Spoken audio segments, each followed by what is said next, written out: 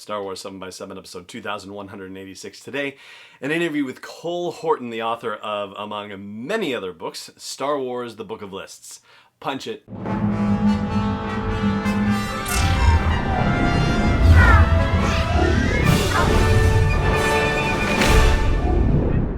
Hey Rebel Rouser, I'm Alan Voivod, and this is Star Wars 7x7, your daily dose of Star Wars joy, and thank you so much for joining me for it. So you heard me talk about the Book of Lists earlier this week when it came out and we had the review here. Well, I had the chance to talk to Cole Horton, and funnily enough, this is Cole's, fourth or fifth time on the show, but every time it's been a one-question interview that's been conducted at Star Wars Celebrations. This time we were able to have a much longer conversation. So you're going to hear all about the process of creating the Book of Lists, and you're also going to hear about how a book like this gets created when a movie is in process, like The Rise of Skywalker. So there's a lot of good, fun stuff in here, and Cole's knowledge of Star Wars is quite literally encyclopedic, so this is going to be some great fun. So without further ado, I will say thank you so much for joining me for this episode, and may the Force be with you wherever in the world you may be. And let's jump into the conversation with Cole Horton, author of Star Wars, The Book of Lists. Cole Horton, thank you so much for joining me on Star Wars 7x7. How are you today?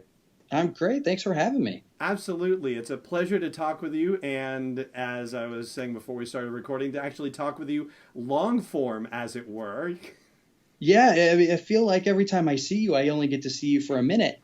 Yeah. Literally. And then we're off again. Exactly. So, no, this is great. And I think this will be maybe your fourth time on the show, actually, as I think it's been 3 different celebrations that I've gotten to interview you and do the one question thing. Oh, wow. Has it been that many? They all kind of run together. I think I've been to 10 celebrations now. Wow. And, was planning on the 11th, but of course, that big news, I don't know if you covered that on the show.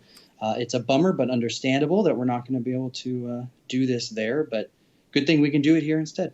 Yeah, absolutely. And I'm sorry that we won't get to talk about your book in person there, but we'll at least get to talk about it here. Both your books, actually, but right now we're here to talk about the Book of Lists, which is coming out on June 23rd, and that's very exciting. I have to say, When I first heard about the Book of Lists, I thought, this is going to be a light thing, like, there'll be some fun lists, and this will be a thing. This book is enormous. Like, this is a tome. Was that the intention the whole time? I don't know what the intention was. like every book, they come to me with an idea, right? Like I don't pitch books. They come to me. The brief is already done. People way smarter and more strategic than me have already kind of figured out roughly what they want to do. But this one came maybe with more of an empty slate than a lot of them. Sometimes I get a book brief and it has page by page exactly what we're going to cover, and you're just kind of writing to spec there. This one was, hey, we want to do this thing about lists. What do you think? And funny enough, this book is not only the biggest book I think I've ever written, it's certainly been the longest in development. This book actually started back before Rogue One. So, put your mind back, 2016? Yeah. This would have been like spring, summer 2016. And for, I don't know, whatever reason, it kind of got put on the back burner. But me and the editor at the time, we had written a rough idea of the 100 different lists we thought could be in there. Mm-hmm. And at the time, I think it was a little bit geared towards Rogue One as well. It was, maybe more of a tie-in to that. So we really were doubling down on that. And then I guess last year, they came back to me out of nowhere and said, hey, we're ready to do this book. And I had kind of forgotten about it. So I got in the outline and kind of brushed it up a little bit and revised it because a lot had happened, right? Like we've had Solo, we've had The Last Jedi, and we were gearing up, of course, for The Rise of Skywalker. And so I got in there and changed it up a little bit, and I think I underestimated how big it was. Because okay, it's supposedly like 200 pages. I think it ended up more than that. We kind of went over 100 lists. You think they're just kind of lists, but they're not just like one word lists, right? A lot of the lists have information and text that goes with them to explain each item on the list. They all have a Yeah, and I don't know if I was supposed to do that, but I just started writing. It's like, well, I want that information in there. I like that context. Of course, they've all got images, so it's very visual, which maybe you wouldn't get from the title. And then every one of them has a sort of parenthetical that explains where that item came from, like which film or films. And that little bit probably ended up taking the most amount of time. And I'm sure that's where I got stuff wrong, and people on Twitter are going to tell me all about it because it was little things, right? So, like, let's say there was a list about languages. There is. It's not a hypothetical at all. No. And, I when I had it in my head, I'm like, okay, I'll just list all the cool different languages that show up, like Huttese and Shuriwook and all that kind of fun stuff. But then I realized, oh, no, I have to figure out every movie that was ever spoken in. And that's actually much harder. What films was Huttese muttered in? And if it was like muttered just in the background, you've got to catch that. So, that's the sort of thing you can't really do from memory. Right. And so in some of these lists, I think I kind of wrote myself into a corner, and only at the end did I realize how hard it would be. And had I known better, I probably would have picked a different list. But anyway, my loss is the reader's gain, hopefully. So I know that when you have written for encyclopedic stuff in the past, my understanding is that there are certain areas that you have gravitated towards, or that perhaps you have more of an affinity for, if you will. Was it like that when you were writing this? Like, were there certain sections where you were just blowing through it? Yeah, I mean, I certainly have the things I like. Droids tend to be a specialty of mine, technology, that kind of thing. In this one, we couldn't be too focused in any one area, though, and so it had to be sort of well-rounded. Not to say I couldn't sneak in some stuff that was just there out of my own personal whimsy, but I knew going into this I was going to have to write sort of a broad spectrum of stuff. I'll tell you the one that I've ended up doing a lot, and I think has worn me down the most, and that's animals. Okay. All the different beasts and stuff like that. They're super important, right? You can make a real good case that Star Wars films are all kind of monster movies at least one point. So it is important that we cover off on those, and they're important to the world building. But, I think like some of my previous, co-authors, like Adam Bray. Adam is a much better sort of animal lover and writer than I am, and he gets really into the zoological aspects of the universe. And that's not really my strong suit. But, I know enough, having done 12 or 13 of these things now, to make my way through it. Yeah. It's been quite a lot. I will say, actually, one of the lists I enjoyed the most was actually the smallest animals list that you had there, which, of course, was one of the ones I imagine you had to come back to because it includes Babu Frick from The Rise of Skywalker. Yeah, and that was interesting. So I wrote this book a year ago now. So it was 5-6 months before The Rise of Skywalker was even going to come out. It was still incredibly secret, and I knew just a little bit because of my day job, but I didn't know a lot. And when I was creating the outline, what I would do is create the list with all the items that we knew of already, and then I would just put a little placeholder in there, and I'd use the code name, and I'd be like, episode 9 ? And then I would get the notes back, and there'd usually be a little note in the margins from Story Group that would say, like, indeed. Oh, cool. Wow, there's going to be a scavenger. There's going to be a new, I don't know what they were, but they would give me just a little bit of a hint so that we knew, leave a placeholder there. And then through the editorial process, either I would come back later and add those in, or the editors at Lucasfilm or somebody at Story Group would just add those in for me. Which was great because obviously they know more than I could ever know, right? Especially Story Group is sort of seeing everything long before it comes out. And so they were able to make sure that the important stuff was in there. And even the child, right? We needed old baby Yoda, as the world knows him, to make sure like something like that was in there, even though The Mandalorian, of course, was incredibly sensitive and very secret. Right. So how do you decide, or how does someone decide where to draw the line? For example, in particular, you included the first ever live action series as part of the material that could be included in there, but you could have also, in theory, gone into animation, in theory could have gone into books and the comics. And I mean, how how do you draw the line? In fact, actually, you do in one point. Like there are lists of other characters to know that are not in movie media, for example. But how does that get decided? That was decided before I even got my hands on it. Like part of the original brief was this is going to be largely focused on the movies. And so all the lists are generally pulled from those, which is the occasional smattering. I think like, the Mandalorian pops up, but just kind of briefly here and there. Mm-hmm. And then, all the animated stuff like the Clone Wars and Rebels and Resistance. And then even like books, comics, video games, all that were originally out of scope entirely. Mm-hmm. And I said, like even if this is for someone who is maybe more of that like movie first fan, which we know is a thing. We know most people think of Star Wars as a film franchise, and that's kind of where they engage with it. Of course, that's fair. But even if it is for those people, I think there are some characters and some stories outside of the films that need to be recognized at least. Right. And if this is someone's first dipping into that, I want to at least give them something to start with. And that ended up being probably the toughest single list. Speaking of drawing lines, is like, where do you draw the line? So it was going to be one list of the most important, basically non-film characters. Mm-hmm. And so some are like pretty easy. You think, well, Ahsoka needs to be in there. She's been vital to multiple series and storylines and has popped up so many places. Great. Thrawn's in that boat as well.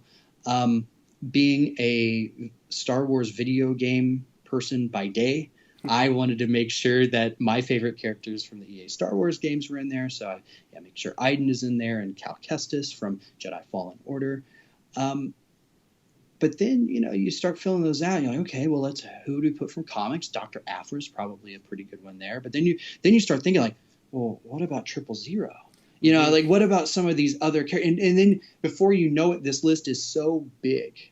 Right. And then you're like, oh, well, with Galaxy's Edge, we definitely need to mention some of the theme park characters. And Doc Ondar, of course, is vital there.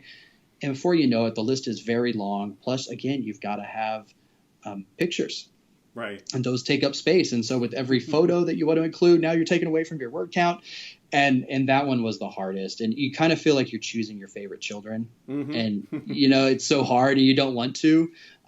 But ultimately you have to. And that's why it is helpful to have editors who can, kind of keep you within the guardrails of what's appropriate. So the book doesn't look like complete trash. It's thrown together like just too much stuff on a page.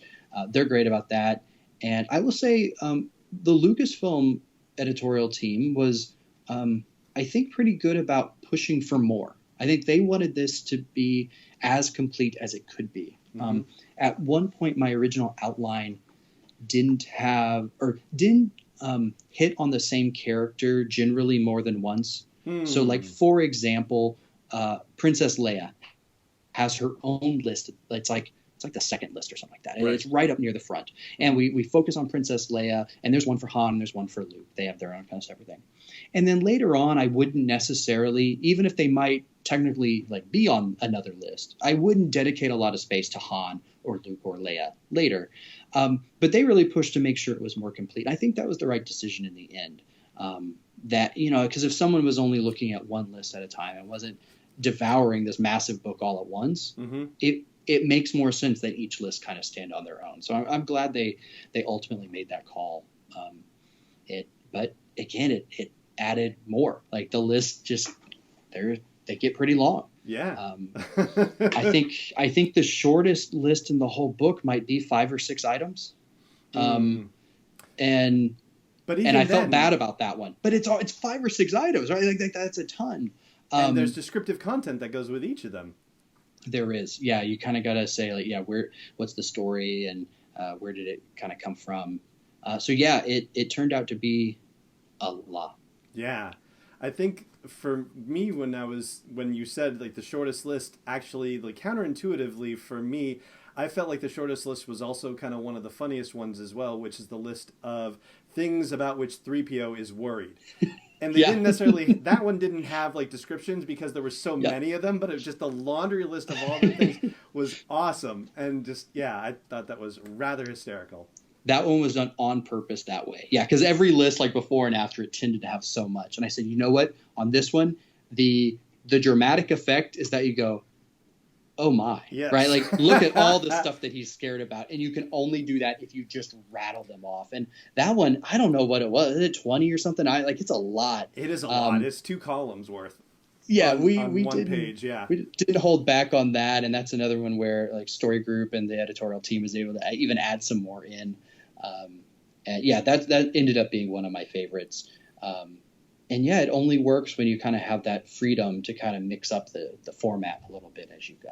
Right. It is also, just since you touched on the conundrum of having to deal with, amount of information and also the visual design and so forth. It is a beautiful book, and I think it's like 225 pages or close to it. It's probably an even number, to be honest with you. But yeah, maybe it's just because of the PDF I was looking at as my advanced thing. But this may be a different process considering the way that the book was developed, but can you speak to how a book like this goes through its review stages? Like, once you come up with an outline in this particular case, is it your publisher or also Lucasfilm Story Group looking at the outline level and saying, yes, this is it? Or I guess basically the question I'm looking for is, at what points does Story Group get involved in the process, and what does that look like?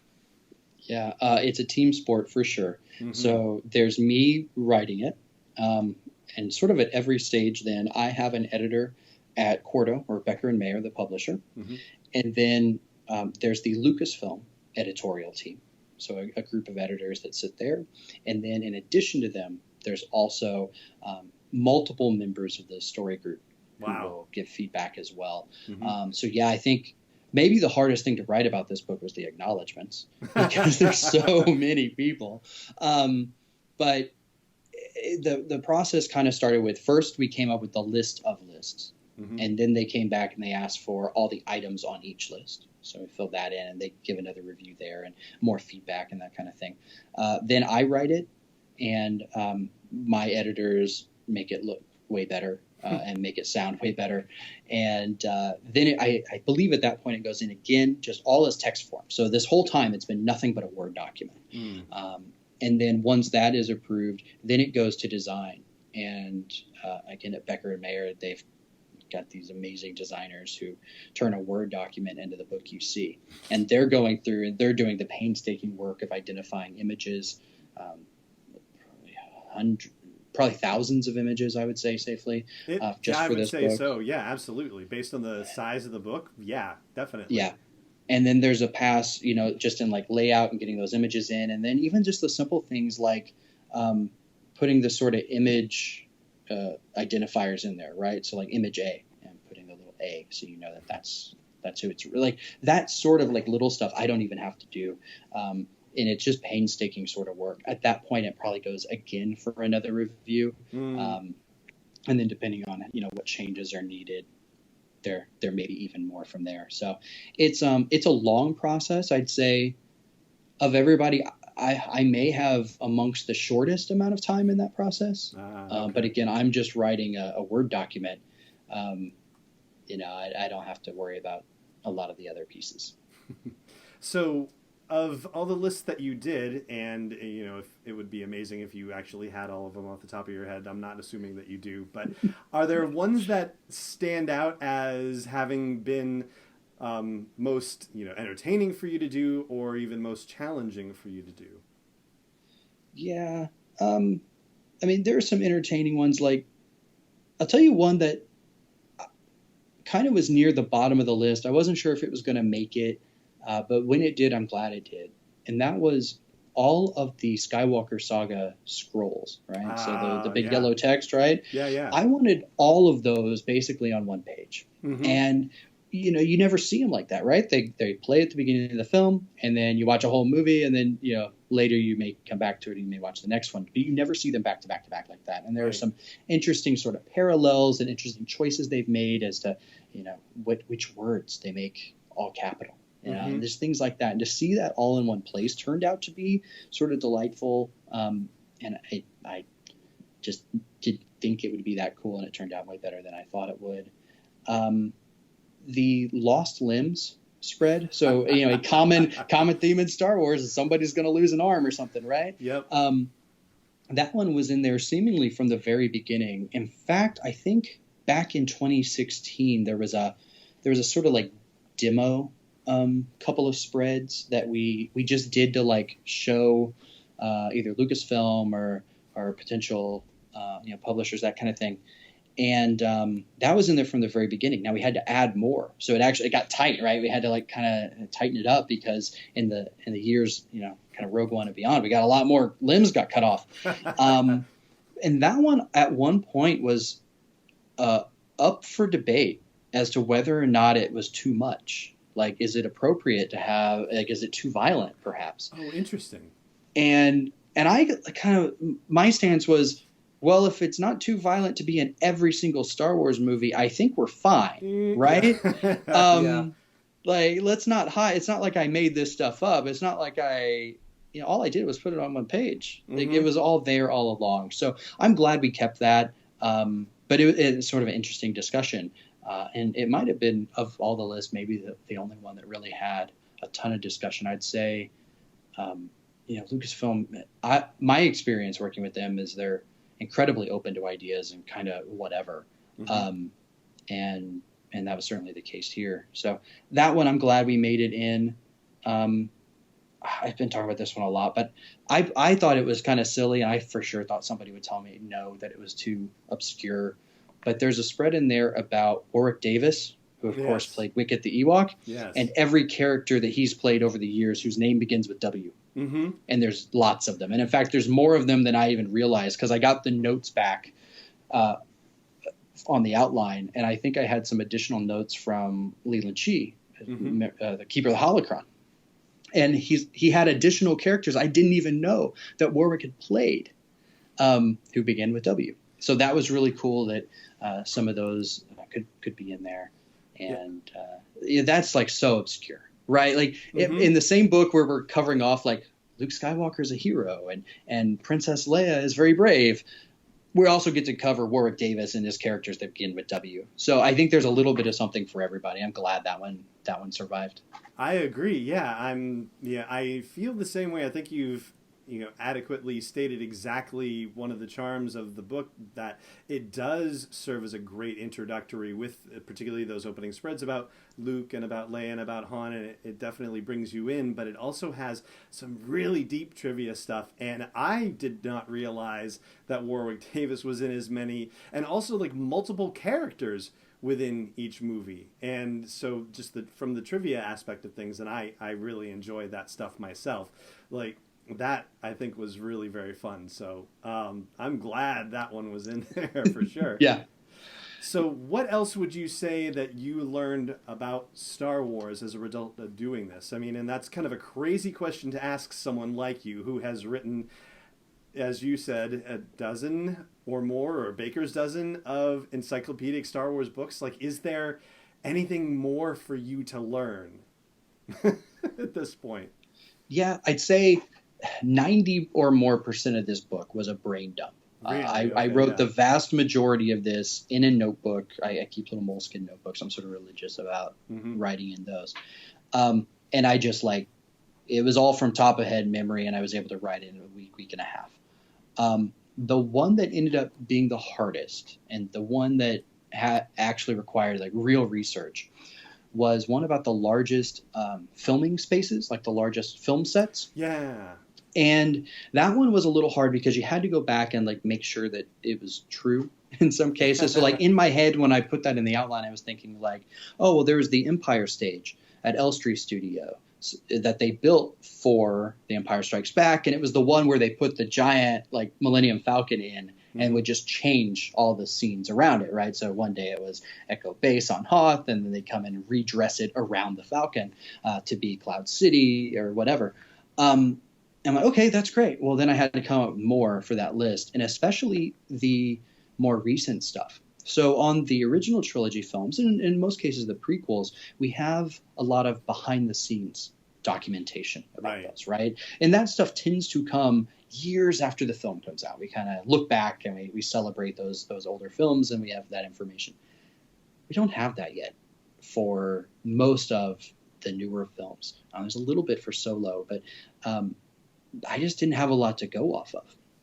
And in one of the cases, I got the note back from Story Group. Maybe it was Pablo, and he said, like, Kajimi is one of these sets. I'm like, oh, really? Like, I don't know. It just looks like any other set to me. But turns out that was like a 360 set. Like every side of Kajimi was built, and so they could shoot just almost like it was a real place, and like they were on location. And I had no clue. So having to go back and kind of learn some of those, and even having to dig and like look up on the industry websites, like, well, how large is the stage where they filmed the duel with Kylo and Rey against the Snoke's guards? Mm-hmm. Like, that looks big. Yeah. Is it big? And I'm getting enormous. in there like, trying to understand, like, okay, which stage do they shoot on, and what's the square footage, and just trying to piece it all together. So that one was something I just couldn't do off the top of my head. Yeah, and that does make a lot of sense. I was just recently trying to collect the filming locations for The Rise of Skywalker and was shocked at the lack of information about the filming locations. I was thinking to myself, they couldn't have done this mostly on set, but it seems like between, Pinewood Studios and between the back lot, like where they built the Kajimi set, like that's really where most of what they did, and also I guess Black Park in England too. But yeah, and I think they were going to Jordan and things like that. But yeah, I think we're going to learn more about that stuff years from now, right? Mm-hmm. Like it's just sort of the cadence of when behind the scenes and making of books tend to happen now is when there's some space from it, and they can bring back a lot of those players who were part of the making of. And so yeah, someday we'll learn even more, and I'll be kicking myself like, oh man, wouldn't it have been great to put that in the book? But well, someday. I got to tell you, after having read the Book of Lists, I find it to be an incredibly complete book, and I think it's going to be a perfect standalone. And I understand what you mean about, I wish I could have included that if I had only known. But honestly, it is a terrific standalone book, and I think it is going to stand the test of time, at least until we get a new movie in 2022. And then I guess we'll have to get the updated Book of Lists. Well, they know where to find me. Yes. Yeah, if they want to do that, I'm right here. We'll see. Someday, maybe after another 40 years or so, we'll do a 400-page version of this thing, and don't hurt yourself. But yeah, that's the beauty of Star Wars, right? Is it's sort of never ending, and we always get to keep coming back to it. And no one's ever really gone, and no book is ever truly complete. But we sure try, as best we possibly can, is to capture what it is today. Yeah, you did a fantastic job. Cole Horton, author of the Star Wars Book of Lists, thank you so much for joining me on the show. I really appreciate it. Anytime. Star Wars 7x7 is not endorsed or sponsored yet by Lucasfilm Limited, Disney, or 20th Century Fox, and is intended for entertainment and information purposes only. Star Wars, the Star Wars logo, all names and pictures of Star Wars characters, vehicles, and any other Star Wars-related items are registered trademarks and/or copyrights of Lucasfilm Limited or their respective trademark and copyright holders. May the Force be with them. All original content is copyright 2020 by Star Wars 7x7. We hope you love it.